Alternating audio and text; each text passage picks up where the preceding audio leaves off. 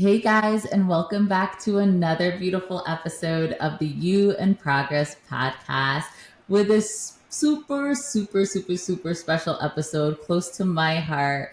A personal friend, Dylan Moscovitch. Hello, Dylan. Hi, thank you for having me. Yes, of course, of course.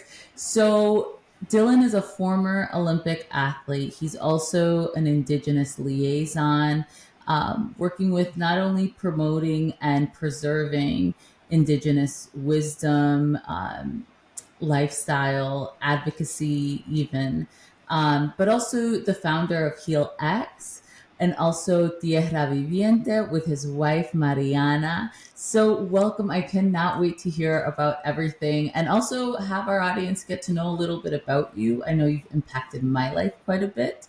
And I know that your story and what you're doing right now in your life is going to impact so many as well. So, thank you for being here. Oh, thank you for having me, and thank you for doing the work you're doing. Sharing stories and uplifting voices, people who are working in the space, trying to help humanity find their way. And so I commend you on your contribution. Thank you. Thank you. So tell us a little bit about yourself. Okay, where to begin? I'm originally from Toronto, Canada. And I live in Costa Rica with my wife Mariana.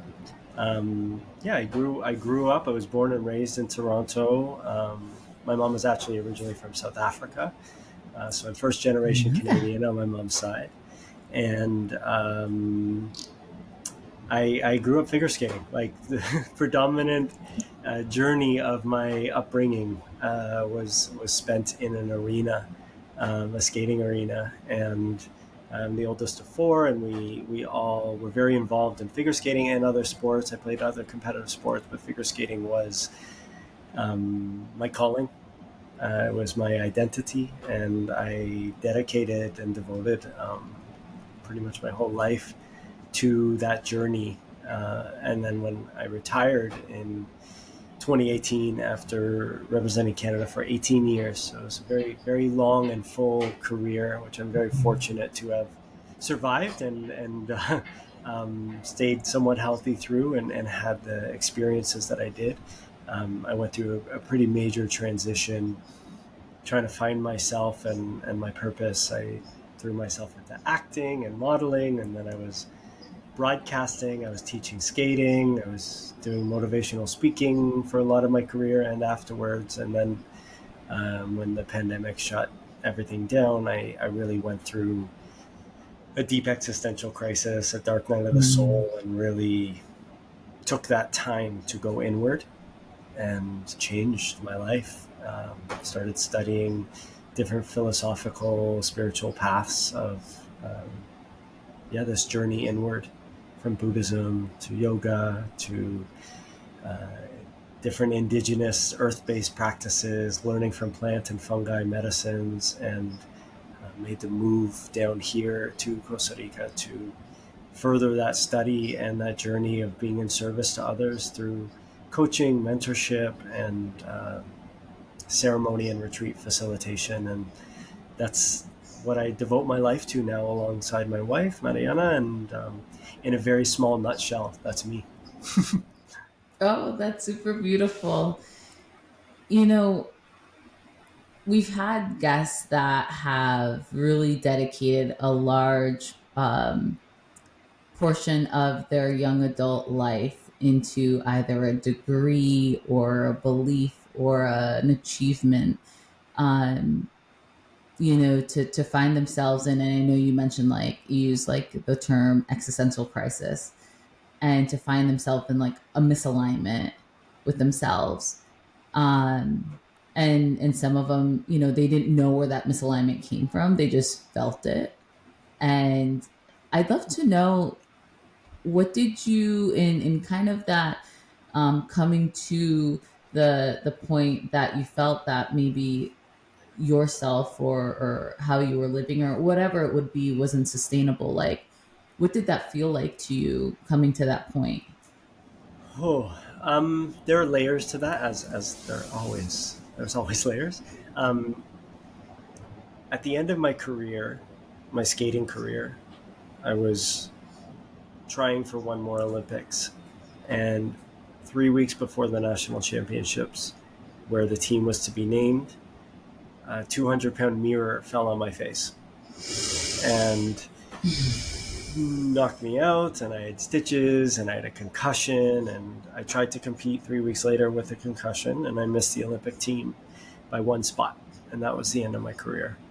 uh, and that really, it took me a while to really sink into the metaphor of life dropping a giant reflection on my face, and the literal nature of that just speaks to me as to how many messages was I not receiving? How many Mm. messages were coming through? How many attempts of redirects from life was I ignoring? And that that pain was probably one of the most important experiences I've had in my life. That was so important because it reframed things for me, and it took me a while to really understand the reframing. It's been a continual process. I retired in 2018, so 6 years ago, and it's been a continual process of learning. And as I learn, the layers go deeper, and there's more and new perspectives within that learning. But it was this like shedding of limiting belief systems, uh, the lack of self worth, the necessity for external validation to provide that temporary self worth. I was in a sport that was judged, so literally that worth came from other people and fans, and um, I was very result oriented, despite the fact that I said I wasn't. I was very result oriented. I loved what I did. I really did. But those last 4 years was very difficult for me. I was struggling in this path of negativity and a lack of gratitude and frustration and falling out of love with my sport and not looking at the reflection of how I was creating that reality through my attitude, through my energy, through the way I was treating myself, through the way I was treating my skating partner, through just my experience as a whole. And so when that mirror fell on my face, it kick-started things, and I went into acting. And the craft of acting was really the beginning of my healing journey, accessing the spectrum of emotions and celebrating what that means to be fully human as an athlete. I was a performer in figure skating, but really you focus on the emotions that make you good, that help you to be strong, and you push away the ones that don't. Hence why a lot of athletes are now speaking out about mental health issues. And yeah, that process just continued to unfold, and my behaviors, my choices, my ways in which I was carrying myself became more and more evident, and the messages became louder and louder until I really understood, oh, there is so much fulfillment in this inward journey, in this self discovery. Why can't I dedicate all of that learned and lived experience of pursuing excellence? Why can't I let go of the excellence and just turn that dedication and devotion and discipline and studentship into learning me and finding Mm. a life of fulfillment through everything I have inside? That's really powerful. And you had mentioned that you were almost given messages or signs or that you were ignoring. Like, what, if you can remember, like, what were some of just the subtle ones that, hindsight's 2020, but what are some of the subtle ones that you can remember that you would ignore? A lot of it was social. I've been a social butterfly my whole life. It's toned down, but I'm still. I love being around people. I'm a classic extrovert, and I love the energy I receive from connecting. but there was definitely a need there, and I couldn't sit still. I couldn't be by myself. The things would start to bubble, and I would fill my time. I would burn my candle at both ends. I would not give myself rest. Even as an athlete, I worked so hard, and I didn't do so well at the recovery part. I would just fit everything in because I knew I had the energetic capacity. But when I look at the ways in which I abused myself, and even abused myself emotionally in the social situations I would put myself in, the kind of relationships I would give my time to, the friendships I would give my time to, or acquaintances, I would say, for some of the situations. Really putting myself in scenarios where it was just, it was being seen on surface level. And I needed more and more of it because it wasn't really filling my soul.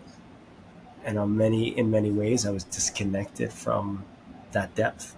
That's it. That kind of reminds me of in the healing journey so far, really the journey inward um, that I've had in the past like 8 months.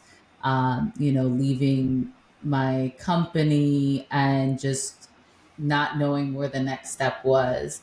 The one thing I really resonate with your story is kind of the idea that life only meets us where we've met ourselves. And sometimes we look for, like you mentioned, validation outward or someone to, love us to fill that void where we haven't loved ourselves, or someone to acknowledge our greatness when we haven't acknowledged our own like divinity and greatness and power. Um, and I think that's so common, especially in a society that tells you, um, that the measure of yourself is on an outward scale, not based on your own inward scale. And I think that's really powerful. That even the most, the best at their sport, at their craft, can still have these like missing blocks within themselves, I guess, that they haven't met or loved or. Yeah, and I think that speaks to a bigger societal value void. We live in a society that yearns for celebrity, notoriety, and fame, and financial validation, and many different material external things. And it's not that those things are inherently bad. It's just that it's kind of like sold to us that if we have all those things, we'll be happy. Mm, That happiness is the car, the people, the groups, the things. And in some ways, that's kind of harder when you do get it. And if you're not happy, it's like, what's wrong with me? I have all the things. I did all the things I was told to do. So people look for more. They go deeper. They just accumulate. And this consumerist society is really just a hunger to fill this void. And unfortunately, that void is unfillable with those empty things. It's like empty calories, the mhm, nutrient dense food isn't there. It's like just filling yourself on crackers. Um, mm, I guess that's kind of an interesting metaphor, but it's like yeah. searching and filling and searching and filling and grasping, and it's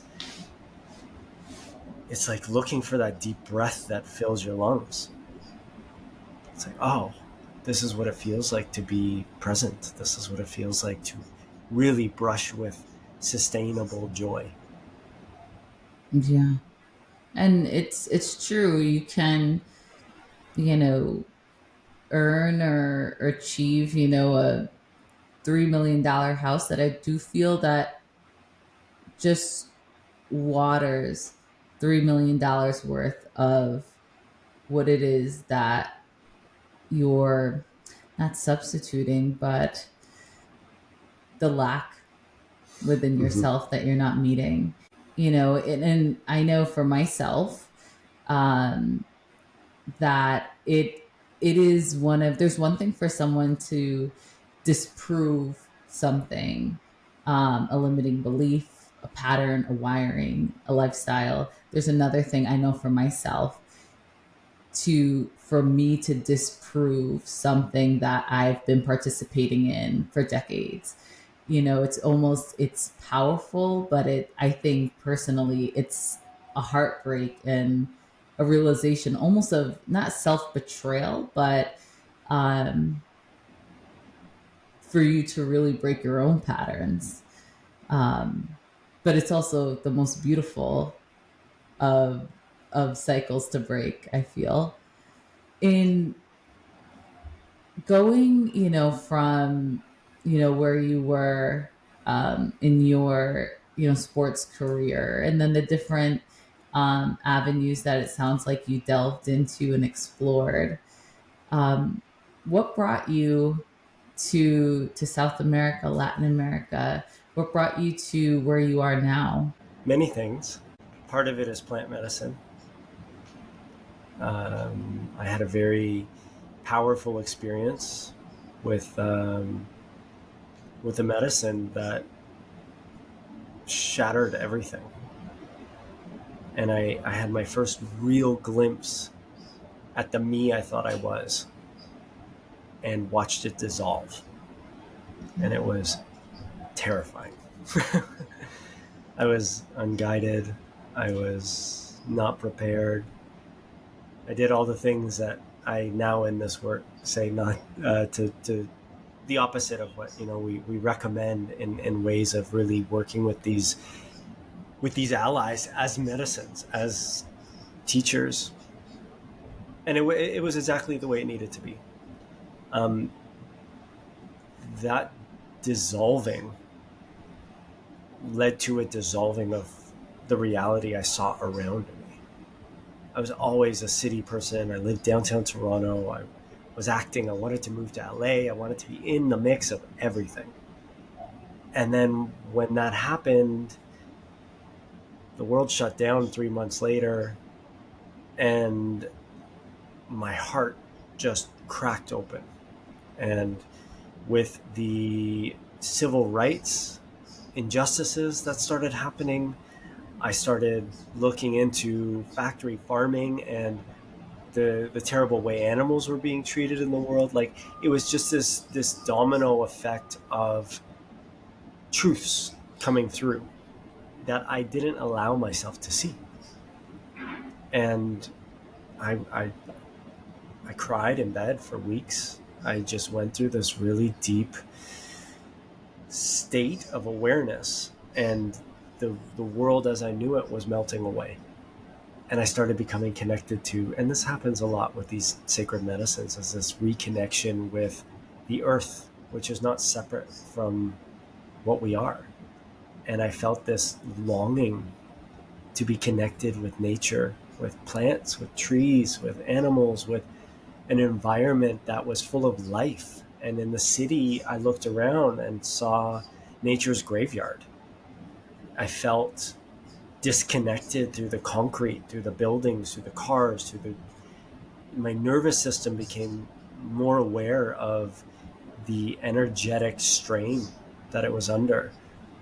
And I had been to Costa Rica once, and I think I saw a show on Netflix.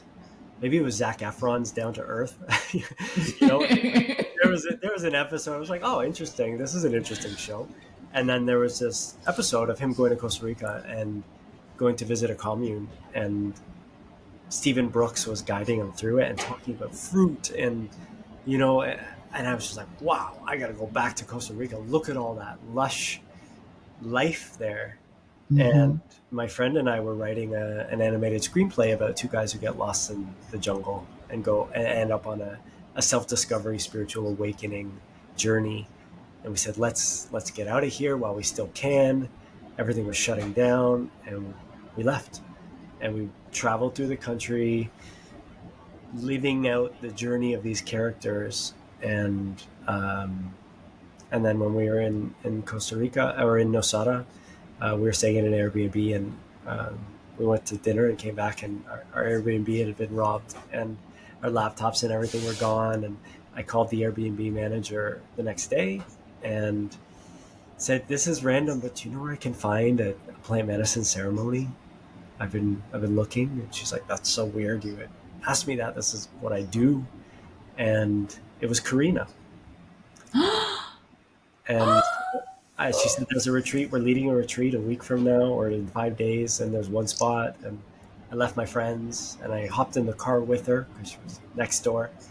And her and her partner Julian ran the retreat, and that was my first retreat experience. And we Wow. connected, and a year later, I moved. I left my broadcasting career, um, ended an engagement, and really went through a difficult process with that, and reflecting on my own ways of being, and made this massive leap and moved down here and moved in with Karina and Julian to work Mhm. together to create ways to help others. And I was very inspired to help athletes with their transition too. And here I am.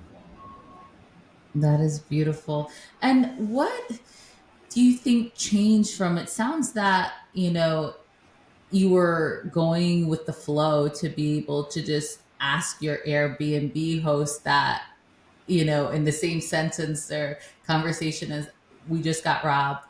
Do you like how I need resources here, Yeah, and being able to be open to that? it was a bit bold. Um, I figured, I'm in Nosara, like it's probably commonplace conversation. And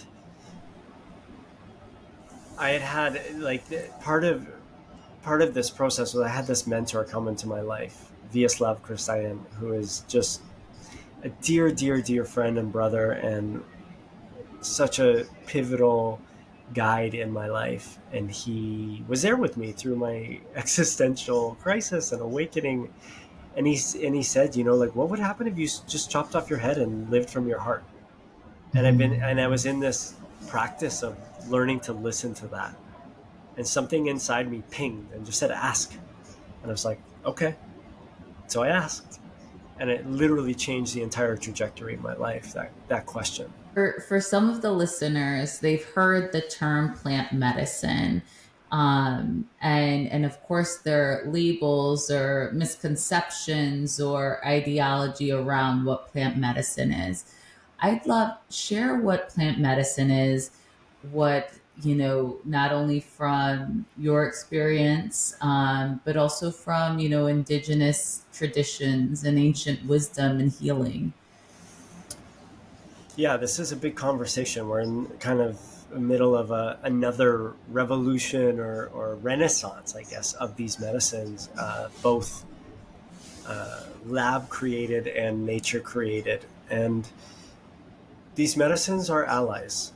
They have been working with humanity across the globe since time immemorial. We have evidence from thousands of years ago of tribes working with ayahuasca and iboga in Africa, and mushrooms, actually all over the planet, because psilocybin mushrooms sprout out all over the world. And many of those, the history of different tribes and different peoples having relationships with them has been lost, on purpose or not on purpose. That's another conversation. Um, the fact that we have receptors in our brain, that our bodies connect with these plants in this way that opens us up to different states of reality, different states of awareness, different accessing different ways of healing within our being, speaks of the relationship that's there. It's biological, it's mental, it's emotional, it's spiritual. These are allies, and unfortunately greatly misunderstood, greatly abused, shunned, condemned. There have been many different peoples around the world who have risked their lives to preserve these ways, and many of them understanding that at some point humanity would need this knowledge. And it's Mhm. now that we're in the middle of that time. And the indigenous people that carry forth this remembering, this wisdom, They're carrying forth thousands of years of ways of connecting with these plants for healing, for remembering who we are, for clearing the lived experiences, for helping us turn these different things that we've experienced and lived into being able to alchemize them into fuel for our transformation and necessary growth, which I believe is the reason for life. Like everything in the universe is constantly expanding and changing and growing, and as are we. And so our active participation is to dive in and lean into our growth and see how we're able to alchemize our lived experience into fuel for that growth. You can look at the mushroom, the fungus, as a teacher in the way that it has adapted to be able to feed itself off of rocks or plastic or oil, and the boulders, the trauma that sits within us. It can teach us, it can show us, oh, what are some ways that I can transform these boulders of my past into fuel for growth, food for growth. That's one way of looking at it. And then when you look at these indigenous practices, ritual, ceremony, these are ways in which they bring reverence and respect and um, understanding the nature of the human mind, and bringing ourselves back into humble reverence, into humility, into stepping in with this idea of studentship. What Through the lens of animism, many of these indigenous cultures see the world through animism, where everything has a spirit, everything is alive. Therefore, it becomes a teacher. How do we learn to learn from everything around us and everything within us? These potent messages are available always. How do we learn to receive them and become more deeply aware of everything that's happening for us, so that we can expand continually, we can grow continually, return to the home within ourselves of living with more joy, with more love, with more compassion, with more understanding of the connection versus the illusion of separation, which is Mm-hmm. unfortunately plaguing our world. This painful separation that we are living with. How do we remember how connected we are? And these ways help us remember. They're not a magic key. They're not the answer. We have to be active participants, but they are very powerful teachers. That is beautiful. In my journey inward and my journey on, with the medicine, specifically ayahuasca so far, but that's been a big, you know, for me, I think it's been, returning back to self. And it wasn't something that's like new and unfamiliar. It's something I always knew, like my essence, the my essence, and getting back to that. But one big lesson I've learned, not only from you, Mariana, Karina, Julian, is my sovereignty, is the that we have the ability to make the choice. There's no amount of plant medicine or therapy or anything that will make the choice for us to live in our truth and our essence, and begin to truly be in love with ourselves, so we can be in love with others, we can be in love with being part of this beautiful world, and one another. You are me and I am you. So it's, I know that for some folks it can be very intimidating to even to think of that.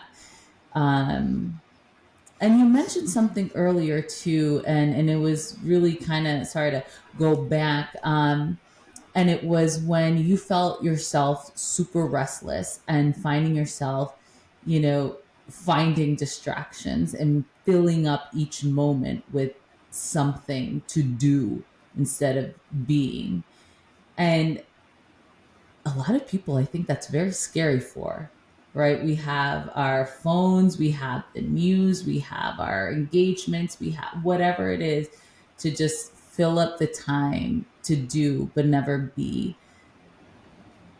And it's quite beautiful that a plant shows us how to be more human, to be more of ourselves.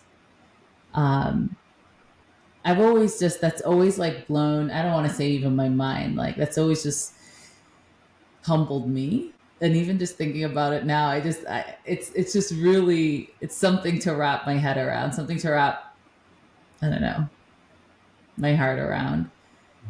But, for those who feel called to explore um, fungi and plant medicine, like what usually do you in working with hundreds of people, helping them, guiding them, facilitating with them, what usually does a call feel like, that you've heard or that you felt yourself? Yeah, that's a great question. Um, and also, to touch on your point about this idea that a plant or a fungus can help us learn to be more human again. I, if you kind of look at it, it's this interesting paradox of being human with this consciousness, this mind that we have, as this incredibly powerful tool that rules us. And so, in the ways that they be, they remind us how to be. So there's this aspect of being a human being, not a human doing, that is a really simple but very challenging shift to realize. When one feels a call, it can be that they hear about it and something inside them goes, oh, wow. I don't know why, but that calls to me. Some people are seekers. That was very much something for me. Always looking for more understanding from I love to understand. Some people, it's terrifying. I say to someone, if they feel scared, it's like, yeah, that's part of the process. It's scary to look at the things you've been avoiding. It's scary for us to look at the things that we don't want to look at. But within that lie the gems of truth that help us evolve. So it's this opportunity to offer our courage within fear. Beside fear is our courage. There can't be one without the other. And so that courage and that willingness that we gift to ourselves is a radical act of self-love. Mm-hmm. And so that calling can come in many different ways.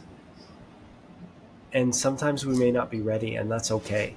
But it will keep calling, and you'll know. And it is really up to us to just listen. And even if we ignore it, it'll just get louder. It's like anything else in life. When that aspect of us wants to be heard, it will speak louder and louder until we have no choice but to listen. A mirror falling on my face is a great example for me in my lived experience. So with that calling comes now the exploration of where do I go? What do I do? Who do I trust? And this is really important. There are so many centers out there. There are so many people offering this work. There's the modernization through allopathic medicine, through psychology, through different chemical compounds. There are so many avenues. Do your due diligence. The indigenous have held this knowledge for so long. Unfortunately, their voices are not as present as they should be. Even myself sharing about this, I feel sensitive to be mindful that I am not an expert. Mm-hmm. I refer to them. They are my teachers, you know? And I always advise people, go to the source. Go to the source of these medicines. If you feel called, go to the source. That's a great place to start. And within that, be mindful, because unfortunately, there are indigenous who are out of alignment too. There's the colonization of these lands has caused a lot of lack and scarcity, and within that has created that struggle for a lot of indigenous cultures. And so there are desperate people offering things that maybe aren't in integrity. So having community, finding voices that you trust to offer guidance toward sitting in these places, and trust your intuition. Talk to the people running these offerings first. What kind of energy do you feel? Do you feel safe talking to them? Do you feel trusting talking to them? Really listen to your intuition. It will very rarely guide you astray, and if it does, it's probably not your intuition that's guiding you astray. It's probably your mind. um, so yeah, like take your time. There's no rush.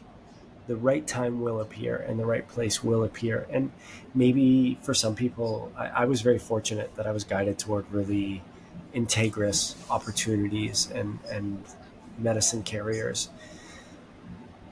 Sometimes some people go through learning the hard way, and that can be that can be detrimental to the relationship with the medicine and the trust in it. So really, Mm-hmm. be mindful, remembering to respect and revere that these are sacred sacraments. These are powerful, powerful teachers meant to be respected in that way.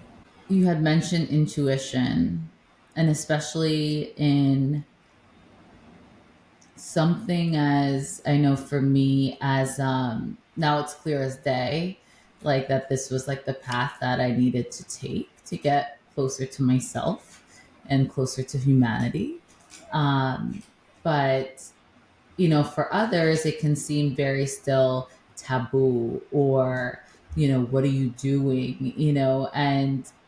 And so the kind of outside perception sometimes like muddies the decision we make. I know recently, um, I was explaining with one of my clients. I do personal development coaching and things like that as well. And so one of the ways that I was thinking about like how to listen to your intuition when you're still practicing the relationship and intimacy with your intuition was usually when I think of something and the first kind of instinct is my intuition. It usually takes a few seconds for my brain to catch up and make some like nonsense up.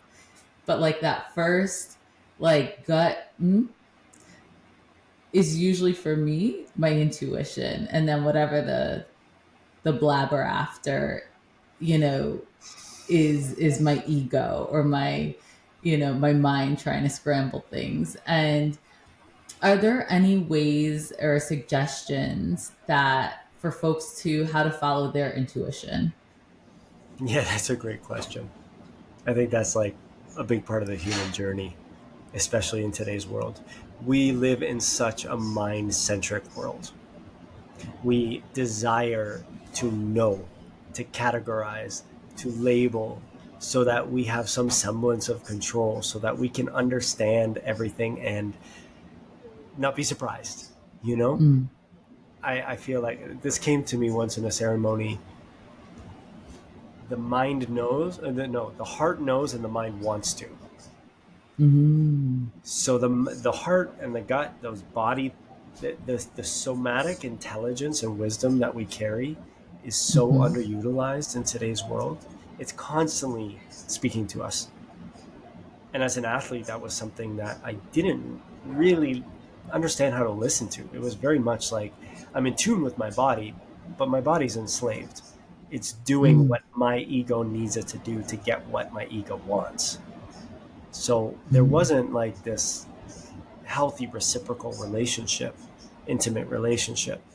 When Mm-hmm. I started to understand how to learn to listen, it came from this realization that the understanding is a knowing that isn't a knowing, and it doesn't need to make sense yet logistically. And my mind will do whatever it wants to do to try and rationalize. And the mind is a computer that behaves in the way we train it to behave. Hmm. So it's just doing what we have taught it to do, and it will try and. There are aspects of our being, if you're familiar with parts work or inner family systems. Hmm. There's that aspects of psychology which talks about there are different aspects of us, different times in our lives, different versions of our lives um, that will speak and are trying to protect us from pain, from shame, from danger. Like the mind will create a scenario and the body will feel the same kind of fear as if like a tiger's chasing it, and it could be just its fear of public shaming or embarrassment. And so within that, it's like rewiring that relationship. So sitting in stillness and listening, what is coming through, and without trying to sift through what's good or bad, right or wrong, just observe. Just Mm. really start to observe. When you're in your everyday life, treat that as like a meditation as well. When something arises, take a moment, acknowledge it. What is this saying? What's happening in my mind in response? Isn't that interesting? Isn't that an interesting pattern? I'm learning myself more deeply, more intimately. And try not to berate yourself if you make a choice that's an old pattern. Like the healing is a trajectory, it's a process, it's not a destination. We're constantly in this evolution process. So, we're learning as we go. Continue to encourage yourself, continue to acknowledge when awareness creeps up and there's a new awareness, there's a new opening of like, I noticed that and I didn't used to notice that. That's great. That's progress. Celebrate that. So journal, like really solidifying those moments of awareness when you can see and feel and hear those messages that come through that are guiding. And within That's that, that, beautiful. that voice becomes louder. How have you seen your um I there's a saying like your vibe attracts your tribe. And like how have you seen your tribe change? How have you seen your relationships change? How have you seen even the way that you view and interact with the world change since you've made this, devotion to yourself, essentially? Yeah, that's a great question. It's been a process of getting to know my value system, really fine tuning the awareness of what's mine and what's been planted by my upbringing, my family, my society, all of these different things that have informed my mind as the way I'm supposed to think. So it's been this process of going deeper into freeing my mind of those aspects that aren't me and Mm-hmm. finding like what really resonates with me. And then that process of learning to hold that, to live that, to be in integrity, to that my words, my actions, my thoughts are in alignment with those values and they're non-negotiable.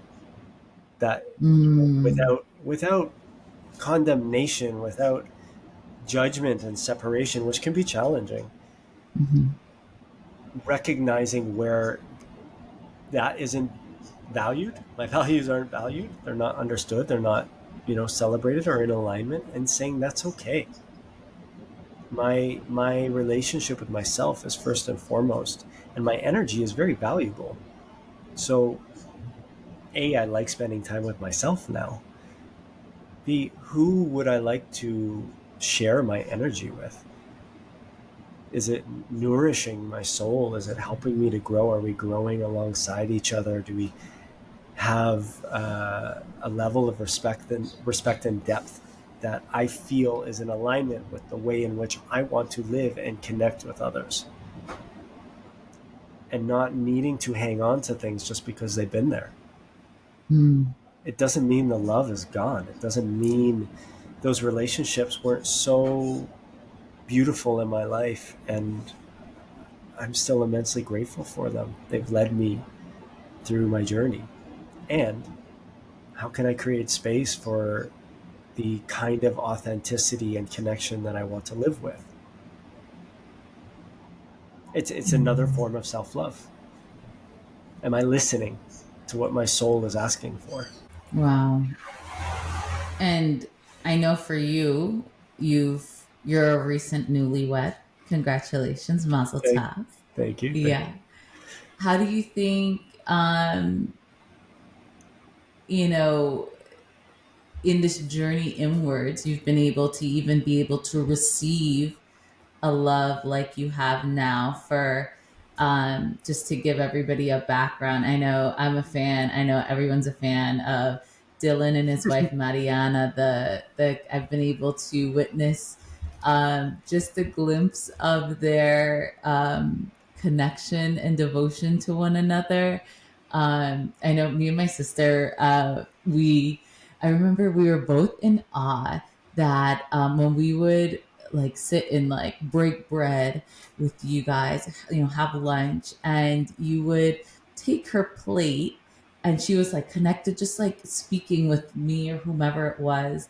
And I think that in a lot of relationships we see like, thank you so much, oh my gosh, you don't have to, thank you so much. There was none of that. There was just this is what I want to do for you. I take your tea, take your cup, whatever it is.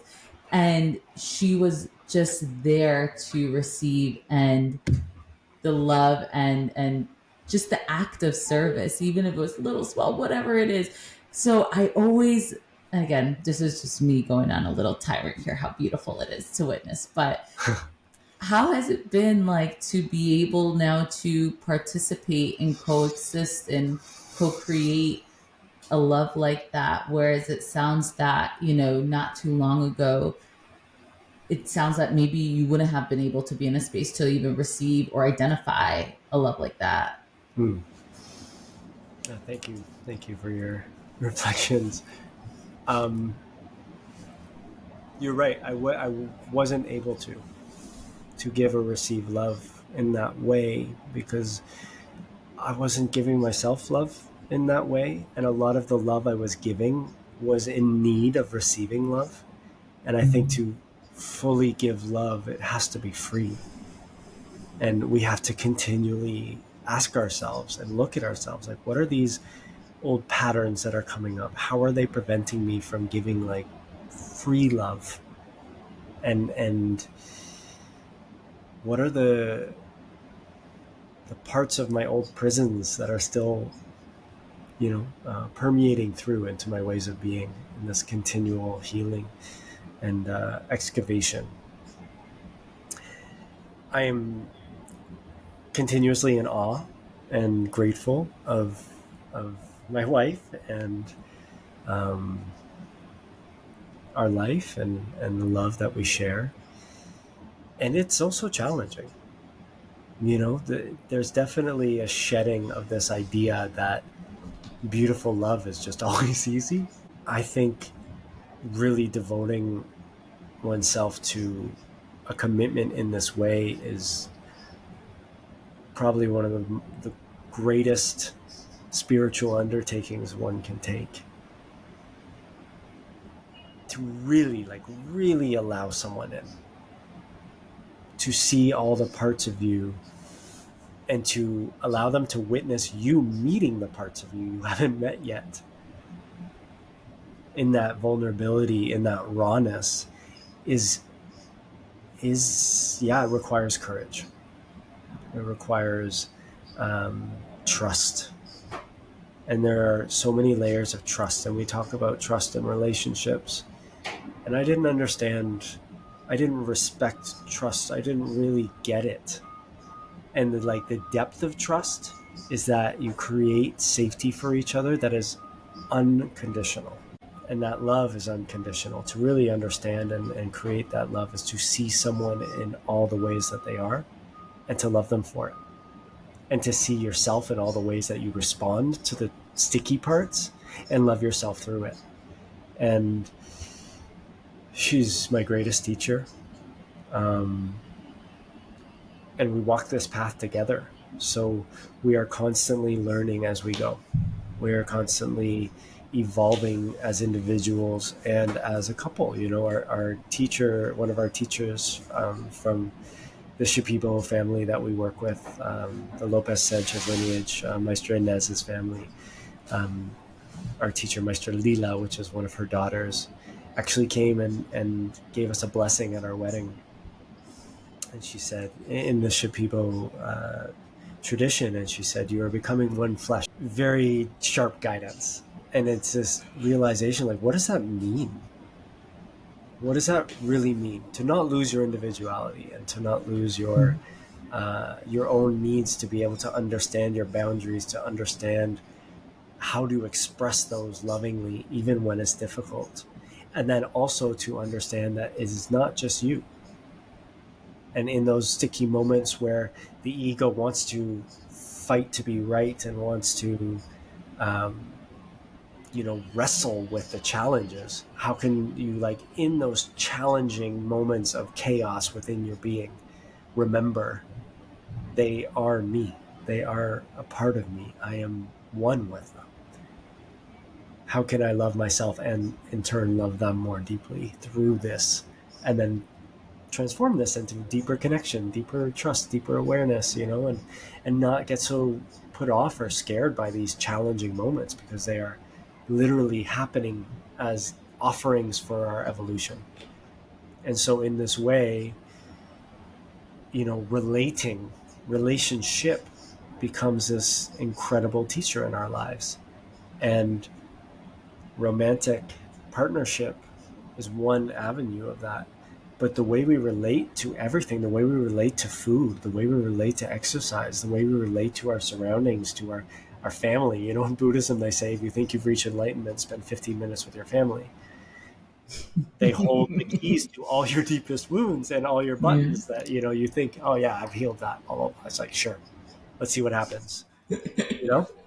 So the gift of learning what mirrorship offers us is this continual path. And I think it's the surrender into, like, I'm learning how to climb this mountain, and it's in the climbing. That's it. I'm not trying to get anywhere. I'm just learning how to learn. And so Mm. saying thank you to this being that sheds light on the areas that I have not yet visited. Oh, that's beautiful. And I really do feel that we can put that, I don't want to say ideology, but that way of life, that way of being into anything. I know for myself, I'm dating. And, recently I've had this shift where, um, things come up and like wounds come up and they feel, especially recently, I've like really been blessed to have felt a very deep, like the OG of the wounds for myself. But in that, like, what a blessing it is to feel that so that I can know it's there. And two, even as we're dating or, meeting others, it truly is, they're all mirrors reflecting back to ourselves, but they're also all opportunities to get back to ourselves, to see what's there, to, even if they last for, a date or a season or a lifetime, whatever it is. But I feel like one can take what you're saying and apply that to wherever they are in their relationship with others and their relationship with self. And it really does sound too that, I know that we all, life, even to our last breath, is going to be a learning moment. Um, but also this idea that, to coming into relationships whole, and also with a love for your identity, um, because many people can get very lost in relationships, or their identity may be so permeable that instead of evolving or metamorphosizing into something else, it kind of deforms, maybe. I don't know if that would be the correct word, but it really just shapeshifts into something that is even more misaligned with Mm. their truest self. And So I really love that you mentioned, because I put some rose colored glasses. I'm like, guys, their relationship. Let me tell you about this one time I saw him take a plate from her. Very, it's like 1 second in a relationship, but still, like I really, that was super beautiful that you shared that, because I really do feel that you can apply that to anything. That's not just a, like, you're finding you got married and that's it. This is how you're going to do it. No, you can apply that to everybody you meet, and how we're all each other's teachers, just kind of guiding us back to self. So thank you for sharing that in that way. And I feel Yeah, like for me, it resonated, and others it will. yeah, no, you're welcome. I mean, the beautiful moments are beautiful, and definitely kindness and generosity and conscientious effort and devotion are massive aspects. And also, it's taking off the rose-colored glasses. Like, what's here? What is this? What does it mean to commit in this way? To what depth? To what depth do am I willing to commit and be met? And Mm-hmm. in relationships, it's so interesting because all relationships, we realize we create versions of others in our minds, and when they change, it disrupts our interpretation of who they're supposed to be. You are right. and Yes. and that and that thus we're causing our own suffering. Mm-hmm. So it's just kind of like, how do we come back into this curiosity, this playful curiosity, like the laughing Buddha, just laughing at how absurd life can be. Our minds make everything so complicated and challenging, and oh, like, does it need to be that way all the time? Can we laugh? Can we laugh at it and be No. like, oh, look at that? Isn't that interesting? I do that. You know, to me, the life unexamined is not worth living. Mm-hmm. So the Oh, that's curiosity is beautiful. the gateway into this awareness, which opens the door. What's waiting for us? What kind of life do we want to create? How do I want my life to feel? Forget, this is for me. Like, forget, what do I want my life to look like? Who's there? What do I have? Blah blah blah blah blah blah blah. No, no, no. How do I want my life to feel? How do I want to feel in my life? Empowered, sovereign, the creator of my reality, or a prisoner in my mind's confinement. And I want to liberate myself continuously, Mm-hmm. to expand, to learn, to grow. And I think through this, we learn deeper levels of self respect. Who do I invite into my life, into my energy? And also within that, the understanding that I have the spaciousness because I'm learning to love myself more deeply, to love all others regardless of what they're doing and how they're being.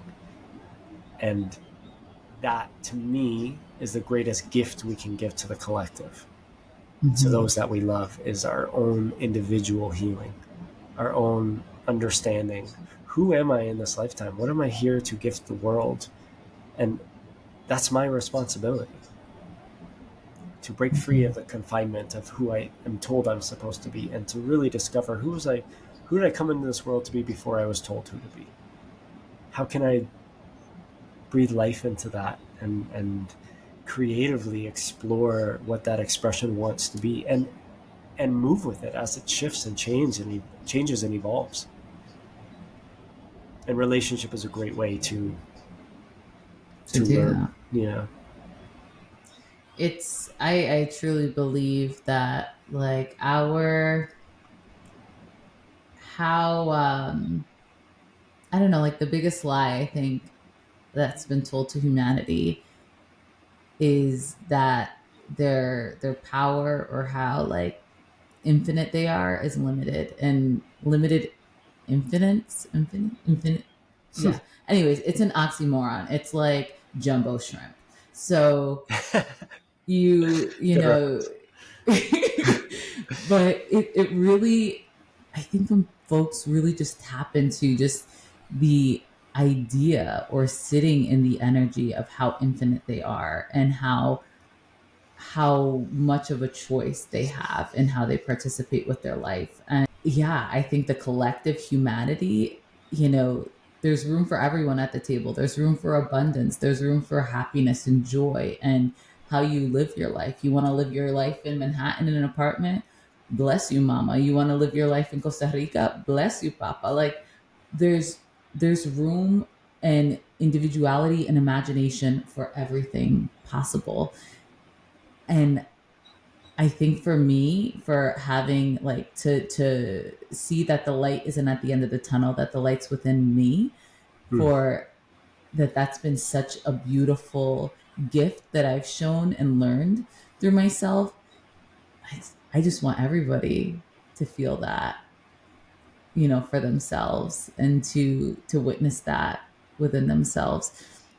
And I think that that's beautiful because I feel like you also, that's what you're devoting your life to. And sounds like it started with you, that you needed to see that for yourself. You couldn't have come up in here 10 years ago and you would have had a different perception of life, and a different ideology. Share in now, what are your initiatives that you're doing now? So, in all the learning that you've had in your life and the lessons and the collective that you've brought, not only, in your inner circle, but in your stratosphere, what are you doing? What are you how are you directing that energy for the greater good? Hmm. Can is it okay if I touch on something you said? Yeah. Okay, No. thank you. I'm going to rewind just a moment. We'll go back to that. This desire to want to share this light, this awareness, is so beautiful and it's so precious, and it's becoming very popular. And I think what you said, like it starts with ourselves, and it doesn't stop there. I think there's a massive responsibility. I feel there's a massive responsibility in offering guidance and offering, even using the words healing to others, in recognizing that they're doing their own healing. And we continuously have to, or are invited to stay in alignment. We are invited to continually work on our own path, to remember that we have to acknowledge and work on those aspects of us that make it about us.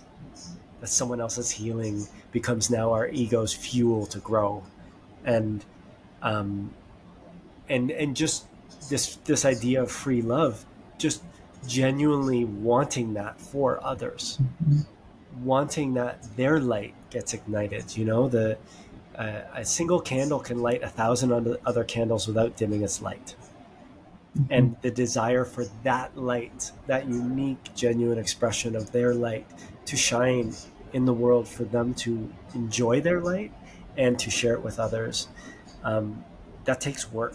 We need to, and I share that because it's also a continuous reminder for me. We always have to stay on top of this. Um, there is a lot of ego in this world, this healing world, in the plant medicine, in the spiritual world, the communities, and it's part of the growing pains as we evolve as a collective. And I think it's really asking of us to stay committed to the individual path Mhm. and share from that place of humility and yeah, humble reverence for the healing itself, and not making it about us.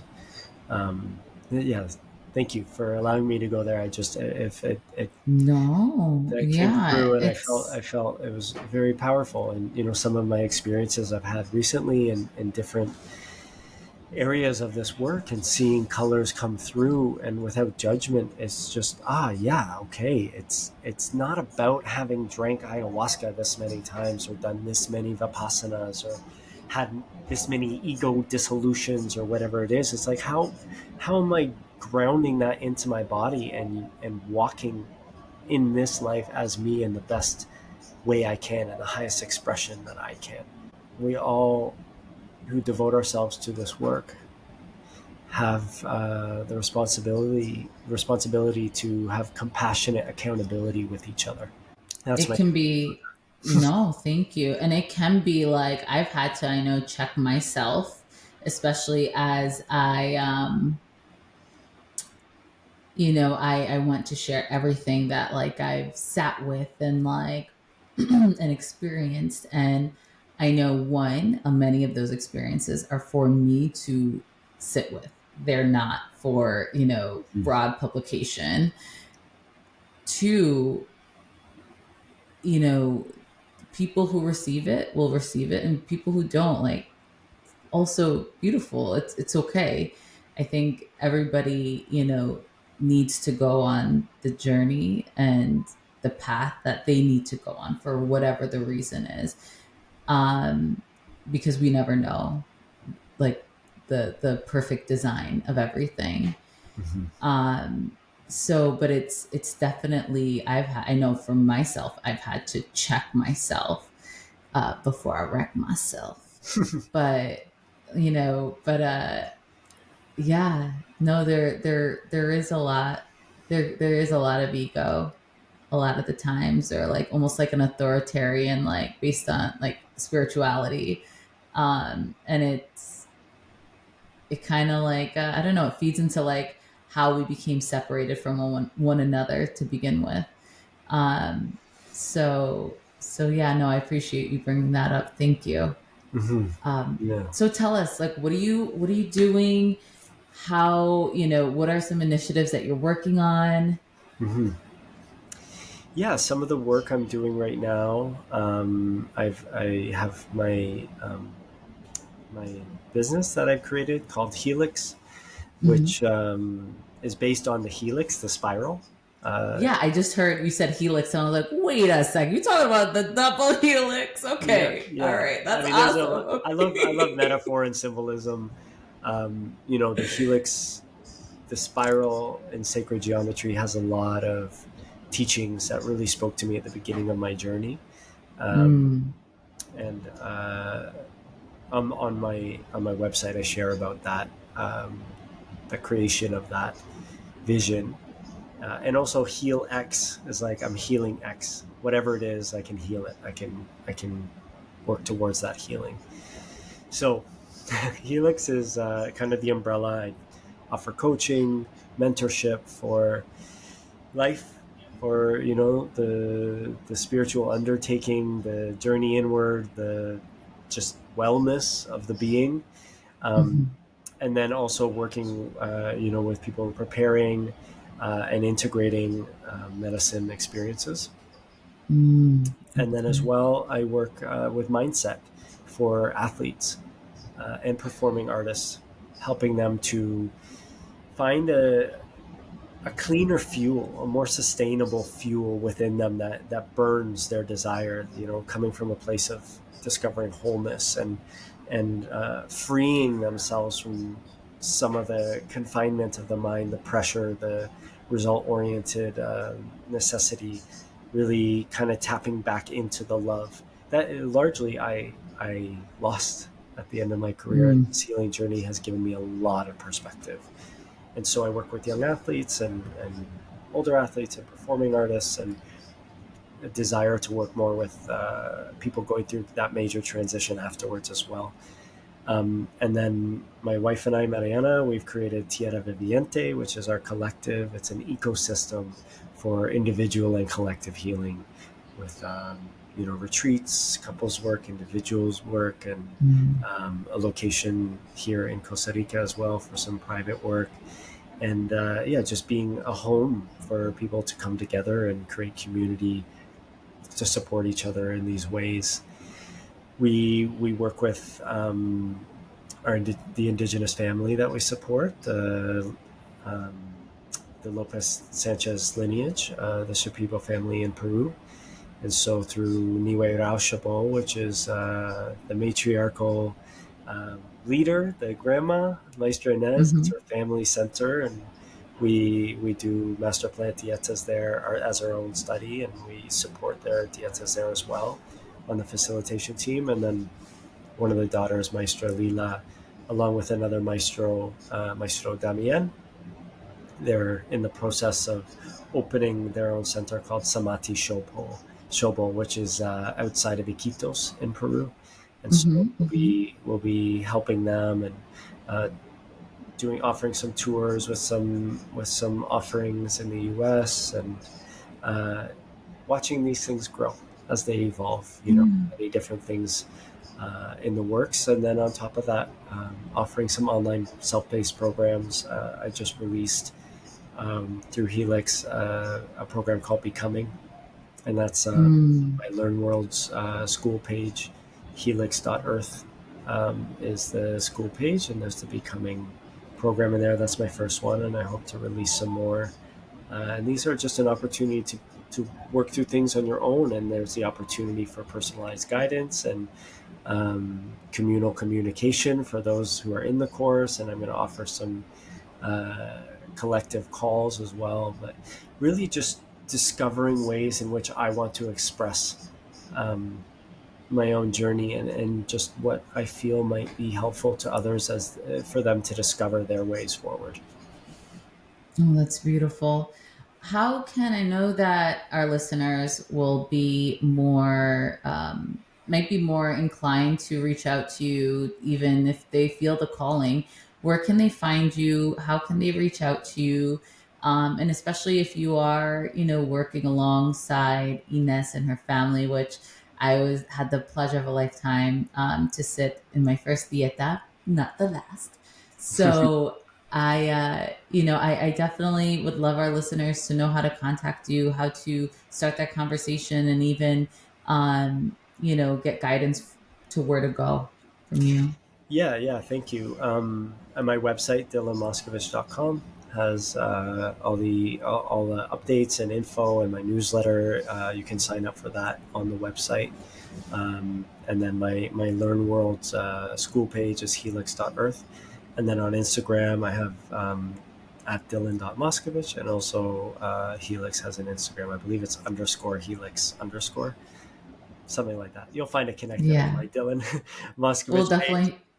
Yeah, well, I'll share some content too, and folks should be able to find you real Yeah. fast, Dylan, real Okay, fast. Yeah, good. And then there's also tireviviente.org, and beautiful. and we have an Instagram, and then also niweiraushobo.com, and the Samati Shobo website will be live very soon. And it just Mariana's just launched their Instagram, and so we'll be cross pollinating and supporting, and we work with Sovereign Yes. by Nature, of course.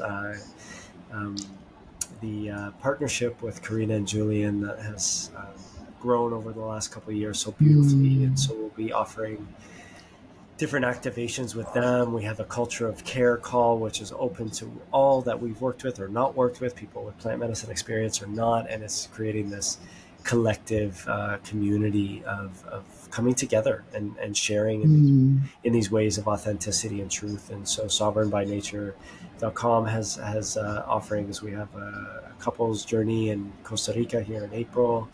Mariana and I, to be confirmed, but it looks like we're going to be doing a couples dieta in June.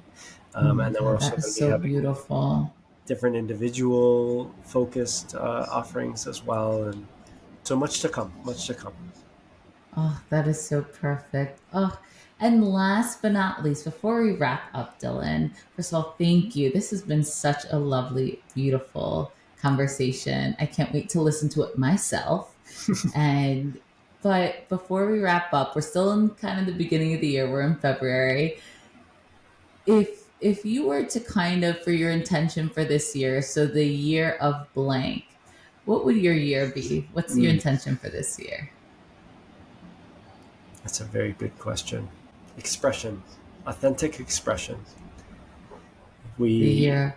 Yeah, I think finding my true voice and way of sharing my work and our work as a couple, as a team. Mm. We recently left a job at a retreat center we were working at for 14 months, and it was such a beautiful experience. And in the end, we left as we didn't feel in alignment anymore, but we left to create our own way forward. And I think this year is this really rich exploration of new collaborations, of new expressions, and also for us to create home. You know, we have land and we want to build a home and start our family and um, really embark on that new journey of Mm-hmm. deep learning as bringing a child into the world no doubt will come with rich teachings. I Mm-hmm. am ready for that to occur. Oh, and I am so honored to get to witness your journey. And thank you for sharing and being so vulnerable, and also being such a beautiful teacher, you know. So I thank you. I know I'm in gratitude for you, towards you. And I know that you've, uh, helped many others, Oh, start to go within. So thank you, thank thank you. you. The feeling is mutual. I'm really grateful to be having this conversation with you, to be speaking about these topics that are, so present in my heart, and obviously in yours as well. And I feel immense gratitude for you and answering the call to set forth on your journey and offering your light to the world. And yeah, it's beautiful to witness, and it's an honor to be a part of your journey. And really looking Thank forward you. to seeing how all of this unfolds. Oh, thank you. Well, thank you so much, guys. I hope everyone enjoyed our beautiful conversation. I know it's going to definitely land safely in many hearts and minds. So, thank you so much, Dylan, for joining today. Thank you everyone for listening, and thanks for having me here. Of course. And guess what, guys? I'll talk to you later. Bye.